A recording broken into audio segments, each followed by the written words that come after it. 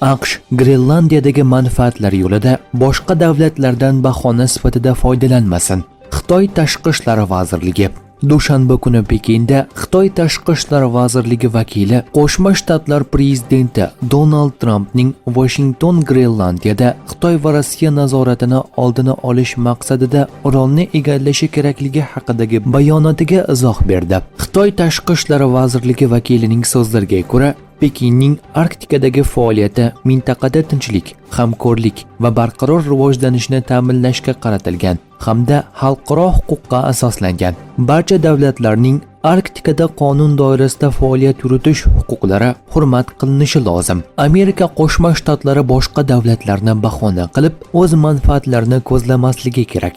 Arktika xalqaro jamiyatning umumiy manfaatlariga taalluqli hududdir, dedi Xitoy rasmiysi.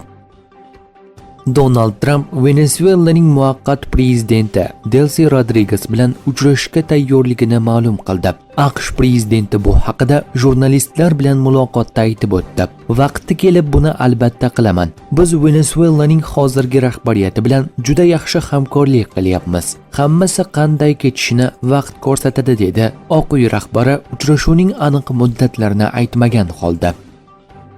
Eron hukumati namoyishlar vaqtida halok bo'lganlar xotirasiga 3 kunlik motam e'lon qildi.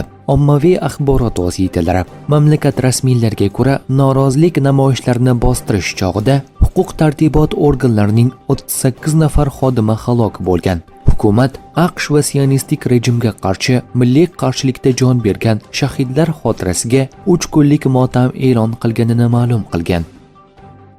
Ramzon Qodirovning buyraklari ishdan chiqqan. Kreml Chechenistonga yangi rahbar qidirmoqda. Checheniston rahbari Ramzon Qodirovning sog'lig'i bilan bog'liq muammolari haqida Ukrinform va RBK Ukraina axborot agentliklari, Ukraina Mudofaa vazirligi bosh razvedka boshqarmasidagi manbalarga tayanib yozmoqda. Ularning ma'lumotlariga ko'ra, Checheniston rahbarining salomatligi yomonlashgan va shifoxonaga yotqizilgan. Nashrlar manbalariga ko'ra, Rossiya rasmiylari Qodirovning o'rnini egallashi mumkin bo'lgan ehtimoliy nomzodlarni muhokama qilmoqda. Kreml uchun eng qulay nomzodlar sifatida Magomed Daudov, Abdiya Alovdinov va Ramzon Qodirovning katta o'g'li Ahmad Qodirov nomlari tilga olinmoqda.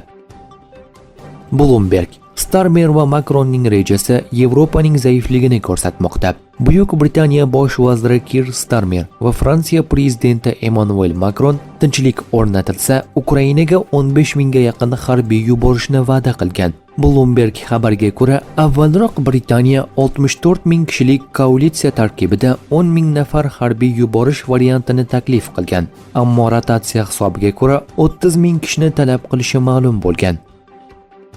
Eronda norozilik namoyishlari chog'ida halok bo'lganlar soni 500 kishidan oshdi. Dekabr oyining oxiridan beri Eronda davom etayotgan tartibsizliklar vaqtida kamida 490 nafar namoyishchi va kamida 48 nafar kuch tuzilmalari xodimlari halok bo'lgan. Shuningdek, 10.600 dan ortiq namoyishchi hibsga olingan. Bu haqida Hrana huquqini himoya qiluvchi tashkilot xabar bermoqda.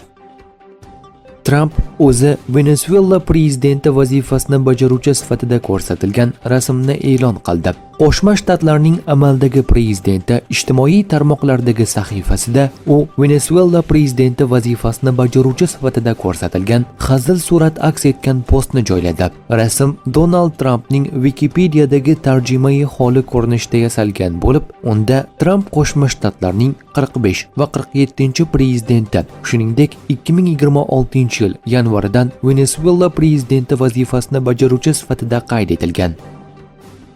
Erondagi tartibsizliklarga AQSh va Isroil aloqador. Bizda bunga dalillar bor.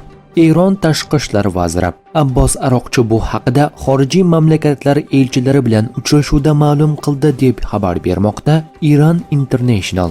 Eronda so'nggi kunlarda sodir bo'layotgan terrorchilik harakatlarida AQSh va Isroil ishtirok etganini ko'rsatuvchi ko'plab hujjatlar va dalillarimiz bor. Bu voqealarning aybdorlari albatta javobgarlikka tortiladi, dedi Eron Tashqi ishlar vazirligi rahbari Abbos Aroqchining so'zlariga ko'ra, buni Qo'shma Shtatlarning sobiq davlat kotibi Mike Pompeo ham tasdiqlagan. Pompeo Mossad agentlari isyonchilar yonida ekanini va ushbu terrorchilik harakatiga rahbarlik qilayotganini tan oldi deya ta'kidladi vazir. Tez orada eronliklarga xorijdan yordam keladi. Rizo Pahlaviy, Eronning so'nggi shohi Muhammad Rizo Pahlaviyning o'g'li, muxolif siyosatchi Rizo Pahlaviy mamlakatda davom etayotgan norozilik namoyishlari yangi bosqichga o'tayotganini aytib, eronliklarga ularni yolg'iz emasligini va yaqin vaqt ichida chetdan yordam kelishini ma'lum qildi. U bu haqida X platformasida e'lon qilingan video murojaatda aytib o'tdi. Men Islom Respublikasini ag'darish va aziz Eronimizni qaytarib olish uchun milliy qo'zg'olonning yangi bosqichini e'lon qilaman. Eron ichida shaharlarning markaziy ko'chalarini egallab, ularni nazoratda ushlab turishdan tashqari, rejimning yolg'on targ'iboti va aloqa vositalarini uzib qo'yish uchun mas'ul bo'lgan barcha muassasa va idoralar qonuniy nishonlari hisoblanadi. Davlat muassasalari xodimlari hamda qurolli va xavfsizlik kuchlari a'zolari oldida imkoniyat bor. Xalq tomonga o'tib, millat bilan bir safda turish yoki xalqqa qarshi qotillar bilan hamkorlikni tanlab, o'zlariga millatning abadiy uyati va la'natini sotib olish, dedi Pahlaviy o'z murojaatida. Bundan tashqari, ommaviy norozilik namoyishlari fonida Eronga qaytishga tayyor ekanini bildirdi va AQSh rahbariyatini hal qiluvchi paytda harakat qilishga chaqirdi. Barcha Eron elchilari va konsulliklari Eron xalqiga tegishlidir. Endi ularni Islom Respublikasining sharmandali bayrog'i o'rniga mamlakat milliy bayrog'i bilan bezash vaqti keldi. Biz yolg'iz emasmiz. Dunyo bo'ylab yordam ham tez orada yetib keladi. Keyingi xabarlarni kuting, dedi Eronning so'nggi shohining o'g'li.